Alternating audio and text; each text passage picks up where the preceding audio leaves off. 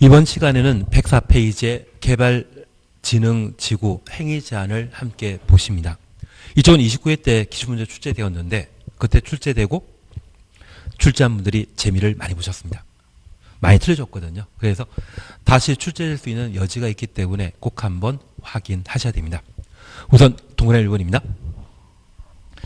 지구단위계획 또는 관계 법률에 따른 개발계획을 수립하는 추천호입니다. 개발진흥지구에서는 지구단위계획 또는 관계 법률에 따른 개발행위에 위반하여 건축물을 건축할 수 없다. 그래서 개발진흥지구에 지구단위계획이나 개발계획이 수립되게 되면 그 개발계획에 따른 건축할 수 있는 건물이 정해지게 됩니다. 그것만 건축할 수 있지 다른 거는 함부로 건축할 수 없다. 그리고 2번입니다. 지구단위계획 또는 개발계획이 수립되기 전에는 수립되기 전 가로 해놓습니다. 수립해야 되는데 이 계획 수립하고자 한다면 상당한 시간을 소요하는 경우가 있습니다. 그 계획 수립하기 전에는 한 줄 밑에 도시군 계획조례가 도시군 계획조례 추천호입니다. 정하는 건축물을 건축할 수 있다. 그래서 개발계획 수립된 이후에는 개발계획에 따른 건축물 건축할 수 있고 개발계획 수립 전에는 조례에서 허용하는 건축물만 건축할 수 있다. 그 의미입니다.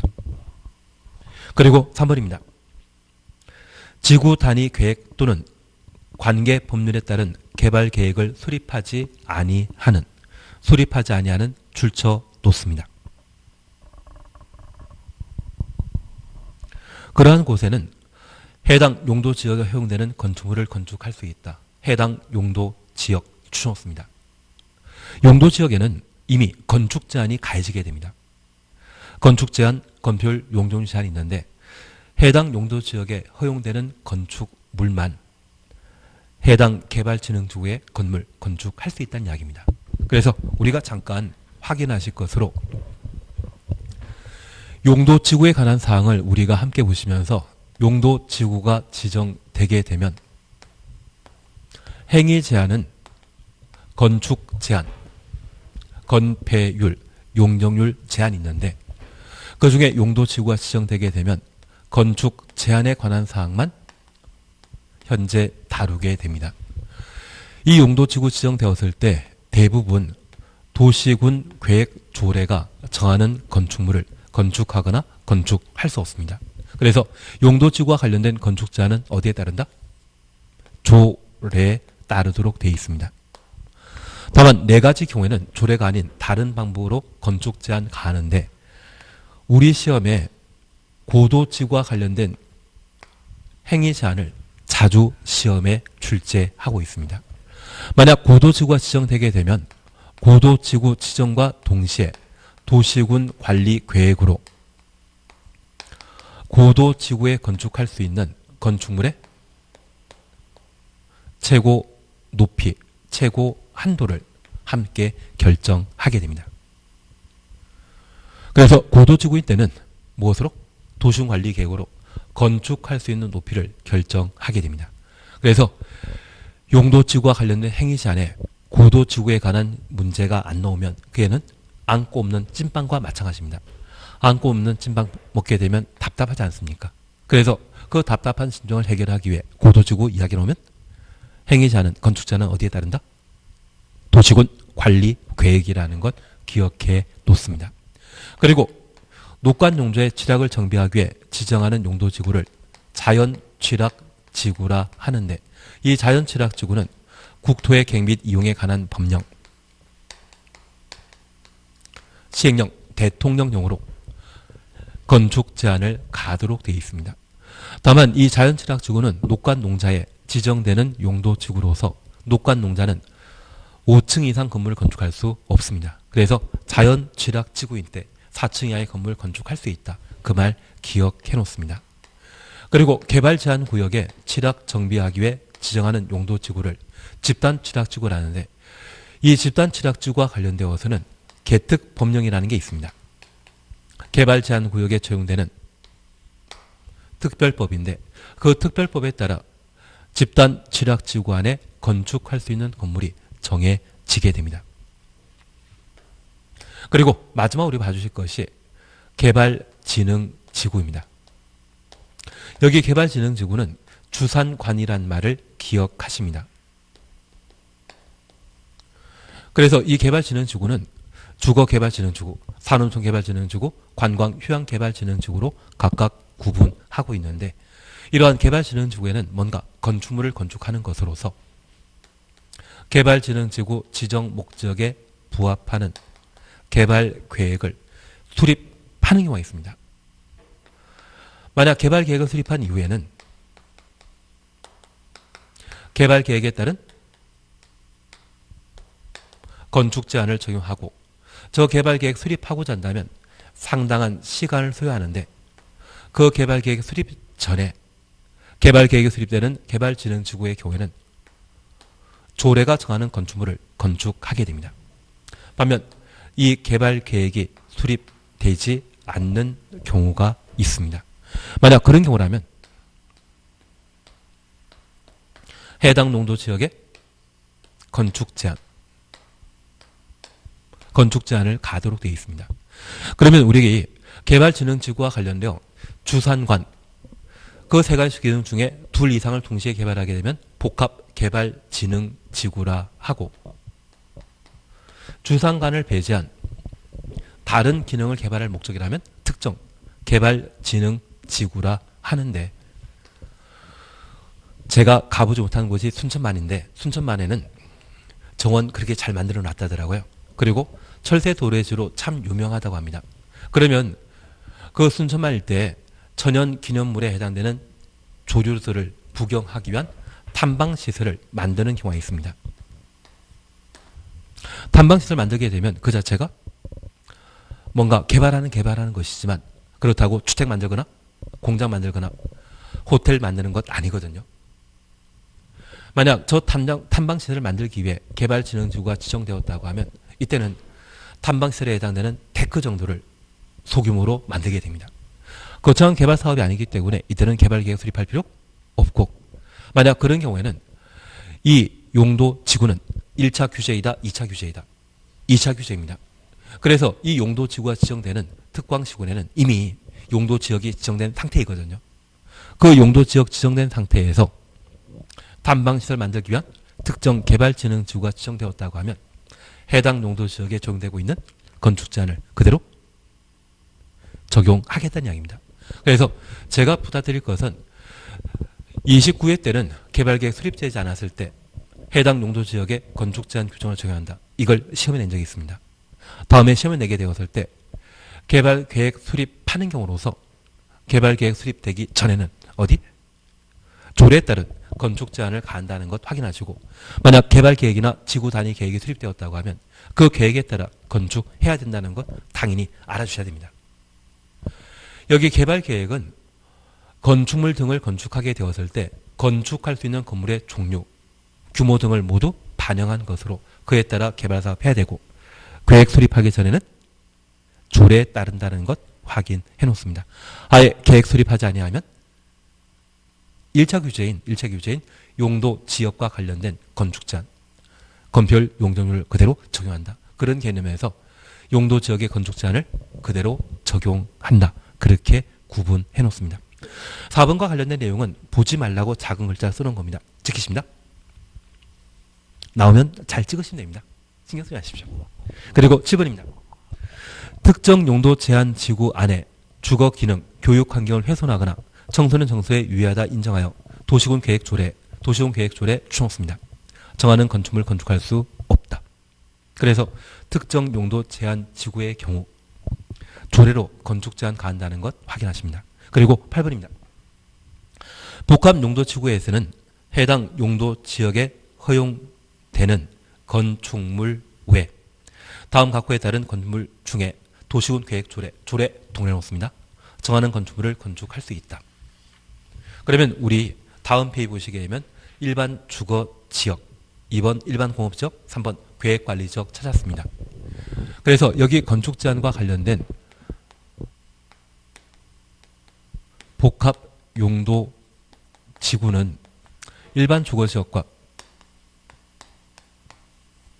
일반 공업지역, 계획관리지역 세 개 용도 지역이 복합 용도 지구로 지정할 수 있습니다. 일반 상업지역은 있다 없다? 일반 상업지역 없습니다. 일반 주거지역과 일반 공업지역과 계획관리지역을 복합 용도 지구로 지정할 수 있습니다. 그러면 이미 세 개 용도 지역에는 각각의 용도 지역마다 건축할 수 있는 건물이 이미 결정된 상태입니다. 다만 일반 주거지역의 경우에는 준주거지역에 건축할 수 있는 건축물 중에 조례가 정하는 바에 따라 추가로 건축할 수 있거든요. 그리고 일반 공업지역의 경우에는 일반 공업지역이 복합 용도 지구로 지정되게 되면 준공업지역에 건축할 수 있는 건축물 중에 조례가 정하는 건축물을 추가로 건축할 수 있습니다. 그리고 계획관리지역의 경우에는 국토법이 정하는 건축물 중에 조례가 정하는 바에 따라 추가로 건축할 수 있는데 각각의 용도지역이 복합용도지구로 지정되게 되면 건축할 수 있는 건물의 종류는 늘어난다, 감소한다? 늘어난다. 여기 일반 주거지역에 건축할 수 있는 건물이 10개라면 준주거지역에 건축할 수 있는 건물 20개 중에 조례가 정하는 바에 따라 15개. 그래서 총 몇 개? 25개의 건물을 복합용도지구로 지정된 일반 주거지역에 건축할 수 있습니다. 그래서 건축 제한이 완화된다라는 것을 파악해 놓습니다. 그래서 이 복합용도지구는 특정 용도 제한 지구와 달리 건축물의 입지를 완화시키는 것이 특징입니다. 규제 완화에 해당된다는 것 파악해 놓습니다. 그런데 우리 시험 같은 경우는 29회 때 1번 일반 주거지역과 관련된 사항을 시험에 낸 적이 있습니다. 그리고 밥은 보시면 장례시설이라는 말 찾으셨죠. 그러면 다시 첫 번째 줄 가십니다. 일반 주거지역이 복합용도지구로 지정되게 되면 준주거지역에 허용되는 건축물 중에 조례가 정하는 건물을 건축할 수 있습니다. 다만 다음의 건축물은 조례가 정하더라도 조례로 건축한다 못한다? 못한다. 제외한다는 말 나옵니다. 그래서 장례시설은 복합용도지구로 지정된 일반 주거지역에는 건축한다 못한다? 못한다. 사실 우리 이렇게 이해하십니다. 여기 일반 주거지역은 아파트 단지가 만들어져 있는 곳인데 이곳을 복합용도지구로 지정하여 장례식장 등의 장례시설을 만들게 되면 집값 올라가겠습니까? 떨어지겠습니까? 떨어지기 때문에 얘는 준주거지역에 건축할 수 있지만 조례상 건축 가능한 건축물이 아니다. 그 의미입니다. 그래서 이 일반 주거지역이 29회 때 시험에 나왔다고 하면 이제 다음에 시험 나올 것은 바로 2번입니다. 일반 공업지역에는 준공업지역에 허용되는 건축물을 조례가 정한 바에 따라 건축할 수 있습니다. 다만 세 가지에 대해서는 건축할 수 없습니다. 그래서 갑은 아파트 추놓습니다. 납은 단란 주점 및 안마 시수소, 답은 노유자 시설. 이 네 가지는 일반 공업지역이 복합용도지구로 지정되었을 때 건축한다 못한다? 못한다. 그렇게 구분하십니다. 그러면 이제 제가 하나 이야기 드릴 게 있습니다. 사실 일반 공업지역은 아파트를 건축할 수 없습니다. 반면 준공업지역의 경우는 아파트 건축할 수 있거든요. 그런데 이 아파트가 준공업지역일 때는 가능한데 일반 공업지역을 복합용도지구로 지정한 때는 이 아파트는 일반 공업지역인 복합용도지구에는 건축한다 못한다? 못한다. 그것만 잡아놓습니다. 그래서 우리가 기억하실 것은 아무리 일반 공업지역이 복합용도지구로 지정되어 준공업지역에 건축 가능한 건물 건축하더라도 저 일반 공업지역에는 현재 반도체 공장이나 자동차 공장이 있는 상태이거든요.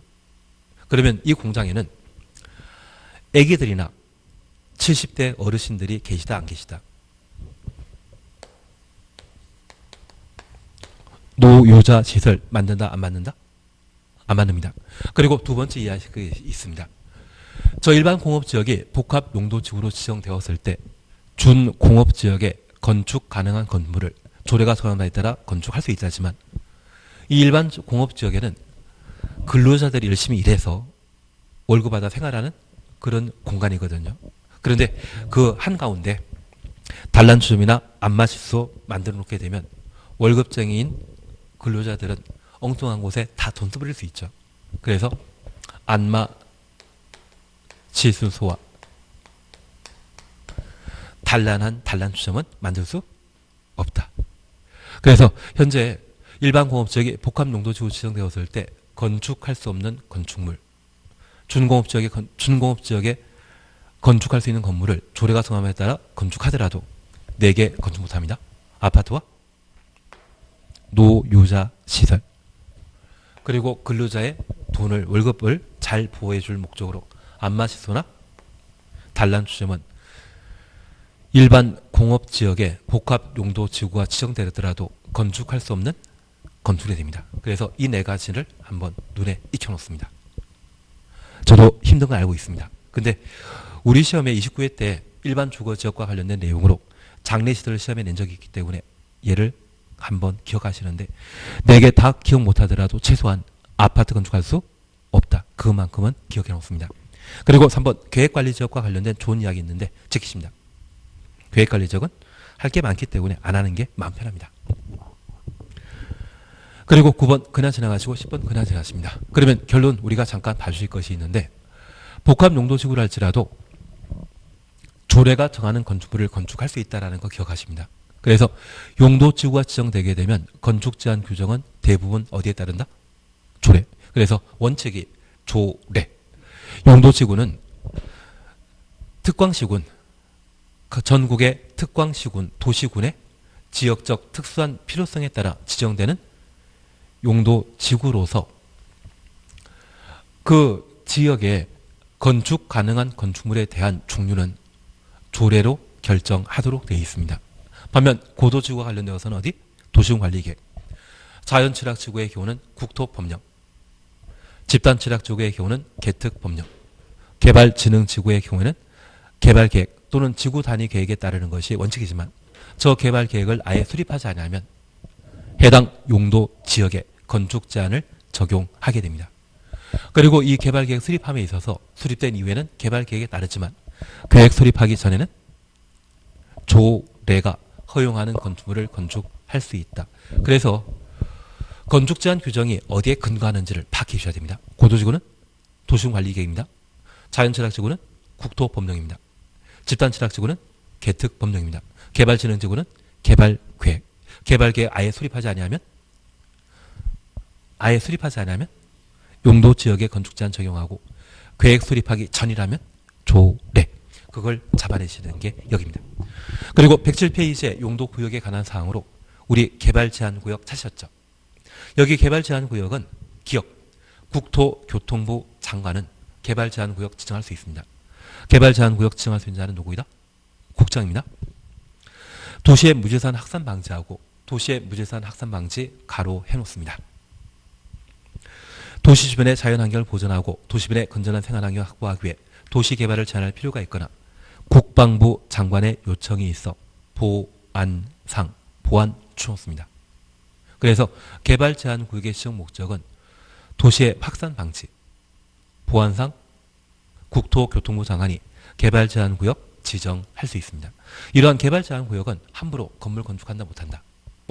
그렇게 알고 계시면 됩니다. 그리고 2번입니다. 도시자연공원입니다. 시도지사 또는 대도시장은 시도지사 또는 대도시장 가로 해놓습니다. 도시의 자연환경 및 경관을 보호하고 도시민의 건전한 여가, 휴식 공간을 제공하기 위해 도시지역 안에 도시지역 추놓습니다.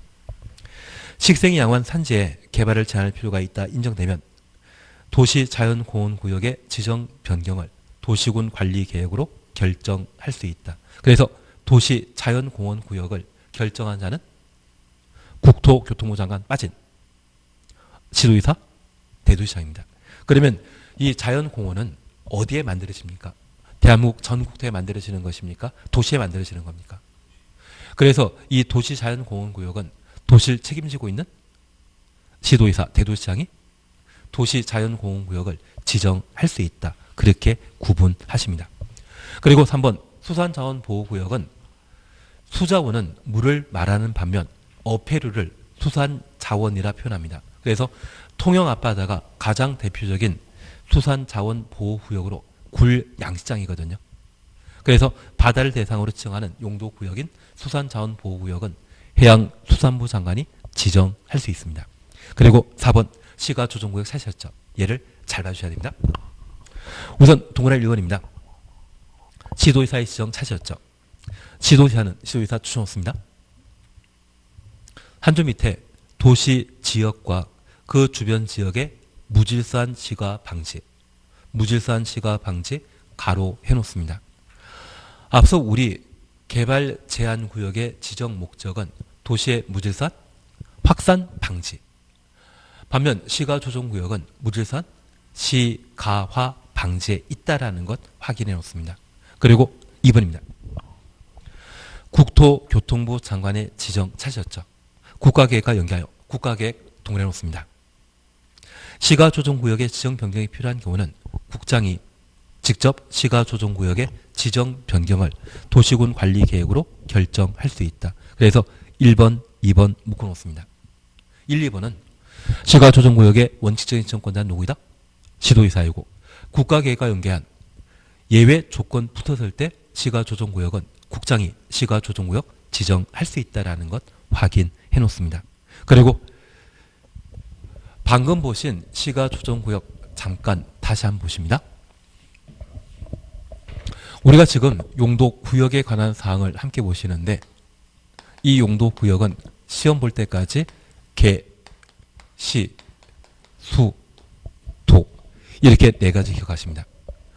얘는 개발자연구역 말합니다. 얘는 시가조정구역 말하고 얘는 수산자원보호구역, 얘는 도시자연공원구역 말하는데 이 용도구역은 1970년대 박정희 대통령 시절에 서울과 5대 광역시 외곽에 도시의 팽창을 방지할 목적으로 그린벨트인 개발제한구역을 지정한 적이 있습니다. 그래서 1970년대에는 지방분권시대였다, 중앙집권시대였다. 중앙집권시대였기 때문에 이 개발제한구역을 지정할 수 있는 자는 중앙행정기관장인 국토교통부 장관이 개발제한구역 지정할 수 있고 이들은 도시의 무질서한 확산 방지하기 위해 그리고 보안상 목적으로 개발제한구역을 지정할 수 있습니다. 그래서 예전에 김신조가 서울에 들어온 적 있지 않습니까? 그 이후 개발제한구역을 전국에 지정했다는 이야기도 있습니다. 그리고 두 번째입니다. 여기 시가조정구역은 2002년도에 인천국제공항이 만들어지게 되는 영종도 일대 347만 평에 걸쳐 시가조정구역을 지정한 적이 있습니다. 그러면 저 2002년도라고 하면 지금 기준으로 한 20년 좀 전인데 이 인천국제공항이 만들어지게 되면 하루에 드나드는 사람이 몇십만 명일 겁니다.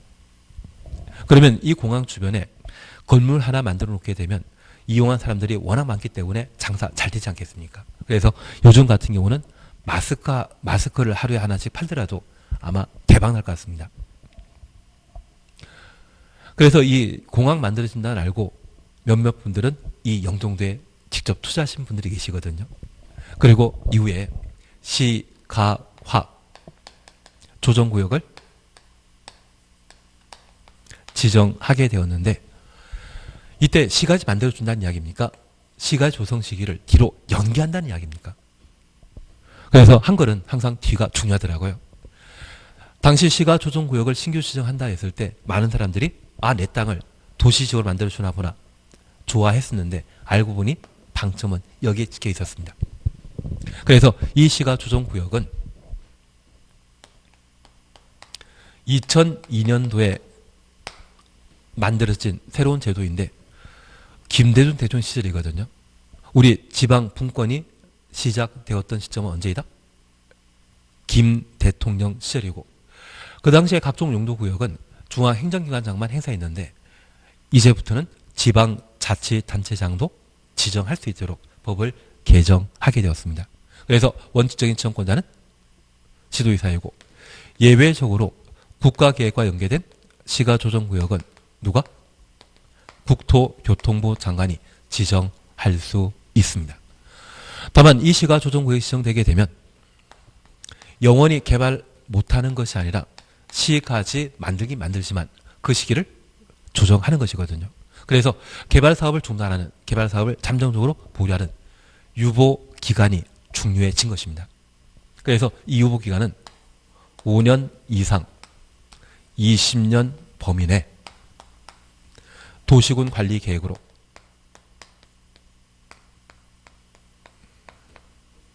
결정할 수 있는데, 영종될 때는 유보 기간을 15년으로 정한 바 있습니다. 그래서 2017년 12월 31일 날 시가 조정구역이 해제된 적이 있거든요. 그런데 하나 이해하실 것이 있습니다. 가끔 땅에 투자하게 되면 20, 30대가 투자하겠습니까? 40대, 50대가 투자하시겠습니까? 40대, 50대. 그래서 그 당시에 40대 후반인 분이 이곳에 땅을 투자하셨다가 진짜 대출 끼고 사셨거든요. 시가조정구역 2달 뒤에 시가조정구역이 지정되면서 이분 15년 동안 이자 갚느라고 고생 참 많으셨거든요. 그리고 2017년도에 풀렸다고 하면 이분 60 헐 넘으셨죠. 그래서 이분을 뵈면 항상 랜드푸라는 이야기가 생각나더라고요. 그리고 이제 풀렸으니 대박 치긴 치셨는데, 하긴 요즘 60이면 청춘이시죠. 철근도 떡볶이처럼 잘근잘근 씹어먹을 연령이시기 때문에 앞으로 할 일 많으시겠지만 하여튼 15년 동안 고생 많으셨습니다. 팔리도 팔리지 않았다 하더라고요. 이제 앞으로 꽃길만 계시길 바랄 뿐입니다. 다만 우리가 기억하실 것은 이 시가조정구역은 언제 만든 제도이다? 2002년도에 만들어졌고, 이제는 지방 분권 시대이기 때문에 누가? 시도지사가 지정하며 예외적으로 국토교통부 장관이 시가조정구역 지정할 수 있다는 것 확인하십니다. 앞으로 내가 가지고 있는 땅에 시가조정구역 지정하겠다고 하면 나는 찬성한다, 결사 반대한다. 예. 그래서 얘는 개발제한구역과 똑같습니다. 유보기간만 정해질 뿐 개발제한구역과 똑같은 제도라는 것 이해하시면서 바로 3번 시가와 유보기간 찾으셨죠. 대통령령이 정하는 일정한 기간이란 5년 이상 20년 이내 기간을 말하며, 그래서 5년부터 20년 이내까지 가로 해놓습니다. 그리고 한 줄, 두 줄, 세 줄 도시군관리계획으로 도시군관리계획 추천했습니다. 시가 유보기간을 정하여야 한다. 그래서 지정권자가 임의로 정하는 것이 아니라 지정권자인 국토교통부 장관, 시도지사가 시가조정구역 지정할 때 그와 동시에 유보기간을 어떤 방법으로? 도시군관리계획으로 함께 결정하도록 되어 있습니다. 이 유보기간은 5년 이상 20년 범위. 그래서 5년 이상 20년 범위 내 도시군관리계획으로 결정한다. 그걸 확인하십니다. 그리고 4번입니다. 시가조정구역 지정에 관한 도시군관리계획 결정은 시가 유보기간이 끝난 날 다음 날부터, 그래서 시가화 유보기간부터 다음 날까지 가로 해놓습니다. 다음 날 추놓습니다. 효력 1년다. 그래서 실효 효력 상실에 관한 문제로서 유보기간 만료일 다음날 효력 상실합니다. 그래서 실효기간에 관한 사항을 한번 확인하십니다. 다만 제가 하나 부탁드리겠습니다. 여기 실효와 관련되어 국토계획법에서는 4개 실효 사유가 있습니다. 그 중에 우리는 하나 보셨습니다. 시가조정구역이 지정되게 되면 20년 되는 다음날 효력 상실하는 것입니까? 유보기간 만료일 다음날입니까? 유보기간 만료일 다음날. 그래서 20년 되는 다음날 효력 상실한다. 이 말을 보면 틀리고, 유보기간 만료일 다음날 효력 상실한다라는 것 확인해 놓습니다. 앞으로 국토계획법과 관련된 실효는 총 몇 개 있다? 4개. 그래서 시가조정구역에 관한 내용 하나 보셨고, 향후 지구 단위 계획과 관련되어 3년, 5년을 함께 볼 겁니다. 그리고 도시군 계획시설 사업과 관련되어 실시계획에 대한 실효 규정으로서 5년, 7년짜리를 보게 될 겁니다. 그리고 도시군 계획설 사업 실효에 관한 문제로 20년 보게 될 겁니다. 그리고 기반설 부담 구역이 있는데 이 기반설 부담 구역에는 기반시설 설치 계획을 1년 내 수립해야 됩니다. 1년 내 기반시설 설치 계획 수립하지 않으면 1년 되는 다음날 기반시설 부담구역은 해제된 것으로 본다. 의제하게 됩니다. 그래서 우리가 꼭 기억하실 것은 국토계획법의 실효 규정은 총 몇 개다? 4개다. 지금은 4개만 알고 계시면 됩니다. 그리고 올해 개정된 게 도시군 계획설 사업과 관련된 실시 계획에 관한 부분으로서 얘는 어떤 형태이건 시험 문제가 나오게 될 겁니다. 그래서 실효에 관한 내용 총 4개 있고 그 4개와 관련되어 시험에 나온다는 것을 좀 마음에 새겨주십니다. 실효 국토계획법 몇 개 있다? 4개. 그 4개라는 게 필요합니다. 그리고 수산자원보호구역은 2004년도에 노무현 대통령께서 해양수산부를 만드시면서 바다를 대상으로 수산자원보호구역을 지정했는데 이 수산자원보호구역을 지정한 자는 누구이다? 해양수산부 장관입니다. 그리고 도시자연공원구역은 최근에 이루어지고 있습니다. 그러면 이 도시자연공원구역은 우리가 알고 있는 국립공원과는 좀 다른 개념이거든요. 도시에 지정하게 되면 도시는 특광시군이죠. 그래서 광역단체장인 특별시장, 광역시장, 기초단체장인 시장, 군수는 결정권자 이단이다. 아니다. 그래서 시장, 군수를 대신해서 누가? 도의사. 그리고 인구 50만 이상의 대도시장. 이들이 도시를 책임지는 자로서 도시자연공원구역을 최근 지정하고 있습니다. 제가 항상 궁금해하는 것이 서울의 고땡땡 변호사님이 사놓으신 용산의 공원구역이거든요. 이곳에 식생이 양호한 인목, 나무가 좀 많이 자라고 있다고 하면 서울시장께서 바로 도시자연공원구로 지정하시면 괜찮지 않나 싶습니다. 하여튼 제가 남 잘 되는 꼴 못 봐서 그런지 제가 인간성이 또 나쁜 것 같습니다. 그래서 도시자연공원구역을 지정한 자는 국토교통부 장관 빠진 시도의사, 대도시장이 도시자연공원구역을 지정할 수 있다. 그래서 얘는 최근에 만들어졌기 때문에 1970년대, 2000년도, 2004년도 최근 그 순서에 따라 용도구역은 개, 시, 수, 도 이렇게 구분하시는 게 필요합니다. 그중에 제가 다시 하나 부탁드릴 것은 지정권자 구분 가능하시겠습니까? 개발자연구역은 누구만? 국장만. 시가조정구역은 누구? 시도의사. 국가계획과 연계된 시가조정구역의 경우는 국토교통부 장관이 지정할 수 있고 그 지정과 동시에 유보기간을 도시군 관리계획으로 결정해야 됩니다.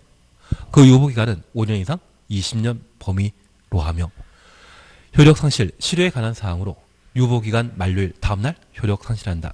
만료일 다음날이라는 말 봐주셔야 됩니다. 거기까지 하시면 충분합니다. 109페이지의 행위제한 등에 대해서는 제키십니다. 나오면 틀려주는 겁니다. 이거 언제 하고 있겠습니까? 대신 나중에 제가 기출문제든 다른 방법이든 그때 한번 정리해 드리도록 하고 지금은 그냥 지나가십니다. 그리고 151페이지 보시게 되면 5번 입지규제 제소구역 찾으셨죠? 여기 입지는 땅에 세우는 것을 말합니다. 짝대기를 세우겠습니까? 건물 세우겠습니까? 건물 세우게 될 겁니다.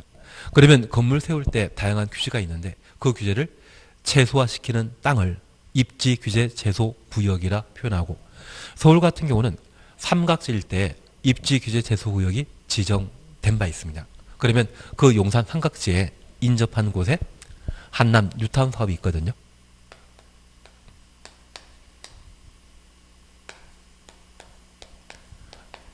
그리고 이 유탄 사업과 관련되어 최근 뜨고 있는 것이 3구역과 5구역 뜨고 있습니다. 3구역은 신사동 쪽에 가까운 곳, 그래서 당국대 부지에 가까운 곳이고 그쪽에 대한민국에 진짜 가격 비싼 아파트 있거든요. 그냥 지나가고 그리고 삼각지에 가까운 곳이 3구역이 있다, 5구역이 있다고 하면 5구역이 눈에 보이지 않나 싶습니다. 그래서 지금 정부에서는 이 한남 뉴타운 재개발 사업이 부동산 가격 상승시키는 원인이라 해서 다양한 사업 시행과 관련된 태클을 걸고 있는 중입니다. 대신 아마 하게 되면 무조건 하긴 할 것이고 하게 되면 아마 삼각지 일대 가까운 것이 향후 10년 내다보게 되면 좀 더 가치가 높아지지 않을까 싶습니다. 이상한 이야기 들었습니다. 그래서 그 삼각지 주변이 한남 뉴타운이 있다는 것 정도만 알아주시고, 누군가가 서울에 어디 좋은 데 투자할 데 있느냐 물어보시게 되면 재건축이나 재개발이나 물어보고, 재건축이라면 강남 찾아가라고 하시고, 재개발 관심 있다고 하시면 그때는 한남 뉴타운 찾아가라, 그런 이야기 하는 것도 방법이 아닌가 싶습니다. 그리고 나는 돈 없다 싶으면 서울에 신길 뉴타운이 있거든요. 그리고 흑석동 뉴타운이 있습니다. 그 사이에 아직 개발하지 못하는 곳이 노량진 뉴타운이 있거든요. 대신 여기 흑석동은 우리 알고 있는 선생님 계시지 않으십니까? 1년 만에 8억 5천 벌었다고 하면 저 월급 그 정도면 하여튼 제가 존경해야 될 그런 입장입니다. 그래서 나보다 10배 이상 버시는 분이 계시다고 하면 항상 존경하시고, 나보다 100배 더 많이 버는 분이 계시다고 하면 항상 머리 숙여 인사해야 될 그런 훌륭한 선생님이 아니신가 보고 그 사이에 있는 게 아직 노량진 뉴타운이거든요. 좀 사업이 지연되고 있지만 얘가 양쪽에 끼어 있는 상태를 살펴보게 되면 여기도 입시 조건이 꽤 좋지 않나 싶습니다. 한때 이야기 들어보니 이 신길 뉴타운에 신규 아파트 청약 신청하기 위해서는 청약 점수가 한 74점, 75점 돼야만 당첨될 수 있다더라고요.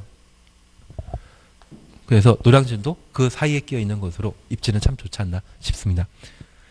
이상한 이야기만 하고 있습니다. 하여튼 입지계 최소 구역은 개발 사업을 촉진시키기 위해 규제를 풀어주는 제도이다, 그렇게만 구분하십니다.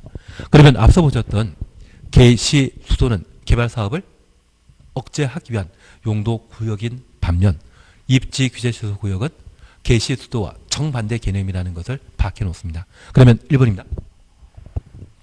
도시군관리계획 결정권자는 결정권자 추천없습니다. 결정권자는 원칙적으로 시도의사, 대도시장이죠. 만약 국가계획과 연계된 경우에는 국토교통부 장관이 도시지역의 복합적 토지 이용을 증진시켜 도시정부를 촉진하고 지역 거점을 육성할 필요가 있다 인정되면 다음 각호 어느 하나에 해당 지역과 주변 지역 전부 또는 일부를 입지규제 최소구역으로 지정할 수 있다. 그래서 입지규제 최소구역 지정할 수 있는 자는 누구? 결정권자입니다. 원칙적인 결정권자는 누구? 시도의사, 대도시장이고, 예외적인 결정권자가 국토교통부 장관이라는 것 확인하십니다. 여기 입지규제 최소구역은 원래 2019년 12월 말에 폐지될 제도였거든요. 그런데 얘가 작년에 법을 일부 개정하면서 2024년 12월 말에 폐지되도록 생명이 연장되었습니다. 그러면 2024년까지 서울에 입지규제 최소구역과 관련된 개발사업 한다 안 한다? 하겠다는 이야기입니다. 그래서 아마 서울시장님인 박 시장님께서는 서울시장으로 끝내치는 게 아니라 MB처럼 대통령까지 바라보지 않나 싶습니다. 그래서 그분 위에 수명이, 생명이 연장된 법률이라고 이해하시면 됩니다. 아마 2024년까지 서울에 뭔가 입지규제 최소구역이 새로 지정되게 되면 그 땅은 가격 그냥 올라간다? 많이 올라간다? 많이 올라갑니다. 그 거점이 좀 정해져 있습니다. 정해져 있는데 나중에 또 발표는 하겠지요. 그러면 우리가 잠깐 봐주실 것이 있습니다. 1. 도시군 기본계획에 따른 도심, 부도심 또는 생활권의 중심지역, 이들이 입지규제 최소구역으로 지정될 수 있습니다. 그냥 제가 재미로 이야기 드리겠습니다. 제가 11월, 12월 달에 말씀드렸는지 모르겠지만 서울은 5대 생활권으로 구성되어 있습니다. 도심권과 동북 생활권, 동남 생활권, 서북 생활권, 서남 생활권. 그래서 여기 동남 생활권이라면 우리 알고 있는 잠실, 강남역이 생활권의 중심 거점입니다. 그리고 동북 생활권이라고 하면 노원 쪽과, 그리고 이미 이야기 나왔지만 동북 경전철 놓는 곳이 있거든요. 미아리. 그런 쪽이 동북 생활권의 중심입니다. 그리고 서북 생활권의 중심지는 연신내, 불광동, 이러한 곳이 서북 생활권의 중심지거든요. 그리고 이 서남 생활권은 원래 김포공항에 근접한 곳으로서 광범위하게 고도지구가 지정되었는데 최근 서울시에서는 이 고도지구를 축소해버렸습니다. 그리고 이 서남 생활권이 가끔 박 시장님 이야기로는 그분께서 한 작년인가 재작년에 동북 생활권에서 미아리에서 옥탑방에서 귀가하신 적이 있거든요. 그리고 그분 하시는 이야기가 꼭 다음에는 이쪽 가서 생활하시겠다는데 이쪽 가서 생활할 수 있는 곳이 있다고 하면 아마 금천구청이나 시흥 그런 쪽이거든요. 아마 다음에 만들어지게 되면 이쪽도 균형 개발한다 싶고 고도지구 풀린 쪽 위주로 입지규제소 구역의 지정이 좀 충분히 가능하지 않나 싶습니다. 도움이 안 되는 이야기만 드렸습니다.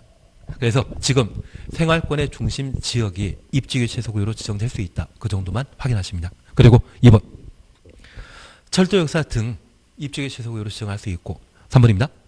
3개 이상 추천했습니다. 노선이 교차하고 있는 대중교통 결절지로부터 1km 이내 위치한 지역 얘를 우리는 역세권이라 표현합니다. 그래서 우리 고속버스 터미널역 가보시게 되면 얘는 3호선과 7호선과 9호선 지나가고 있거든요. 이 세 개의 노선 교차하는 곳으로부터 반경 1km 이내 지역은 충분히 입지규제소구역으로 지정되어 개발사업 할 수 있는 그런 용지가 되지 않나 싶습니다. 사실 서울 같은 경우는 지금 새로 도시개발 사업할 수 있는 녹지 공간이 없습니다. 그래서 재개발 사업이나 또는 재건축 사업 위주로 개발 사업 할 수밖에 없는데 아마 반포 고속버스 터미널 만들어져 있는 때가 1980년대, 70년대에 만들어진 것으로서 지금쯤에 한번 뜯어낼 수도 있는 상황일 겁니다. 그래서 아마 이런 대중교통, 지하철 노선이 3개 이상 교차하고 있는 그런 지역이라고 하면 충분히 입지규제소구역으로 지정될 수 있다. 그렇게만 구분해 놓습니다. 그래서 제가 부탁드리는 건 2가지입니다. 첫 번째, 도시군 기본계획에 따른 도심, 부도심. 그냥 상업지가 아니라 어디? 도심, 부도심에 불리는 것.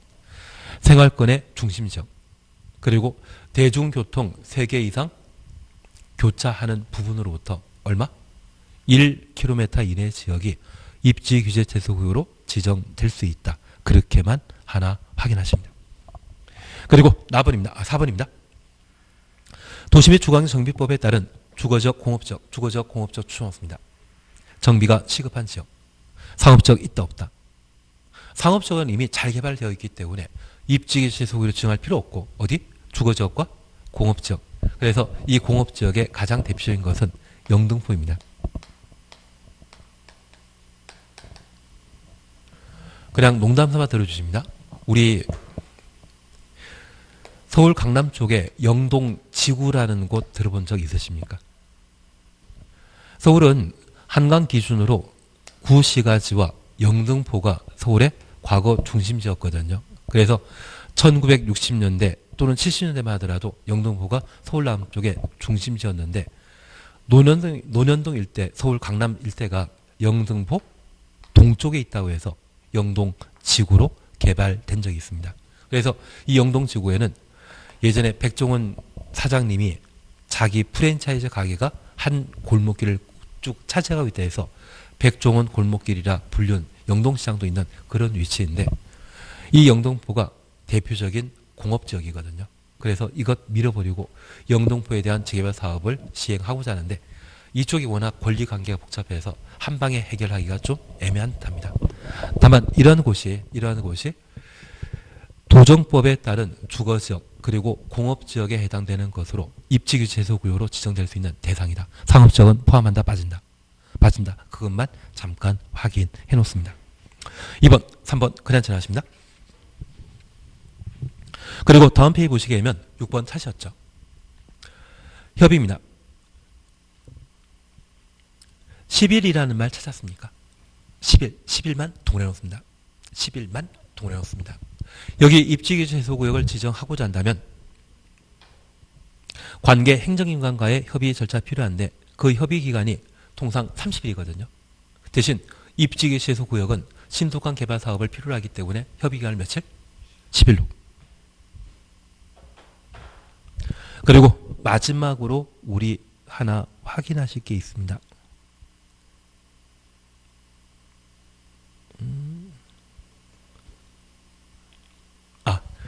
우리 디귿 기타 특례라는 말 찾으셨죠? 기타 특례라는 말 찾으셨죠? 입지 규제 최소구역으로 지정된 지역은 건축법에 따른 특별 건축구역으로 지정된 것으로 본다. 특별 건축구역 추천했습니다. 입지 규제 제소 구역으로 지정하면 그것은 뭐로 본다? 특별 건축구역으로 의제한다. 그래서 입지 규제 제소 구역 이꼴 특별 건축구역으로 바뀌어 놓습니다. 그것만 확인해 놓습니다. 예, 나머지는 그냥 지나가시면 됩니다. 그리고 한 장 넘기시면 116페이지의 기타 용도 지역 지구 구역의 적용 특례인데 얘는 진짜 예외에 관한 사항이거든요. 그래서 이 예외는 천천히 하시면 됩니다. 그리고 요즘 시험에 나오더라도 쉽게 맞추더라고요. 그래서 이 예외는 나중에 문제 풀 때 한번 해 나가시면 될 겁니다. 지금 할 필요 없습니다. 그리고 120페이지 보시게 되면 도시군 계획서를 찾으셨죠. 예, 얘를 잠깐 살펴봅니다. 얘는 잠깐 쉬었다 하십니다. 잠깐 쉬었다 하십니다.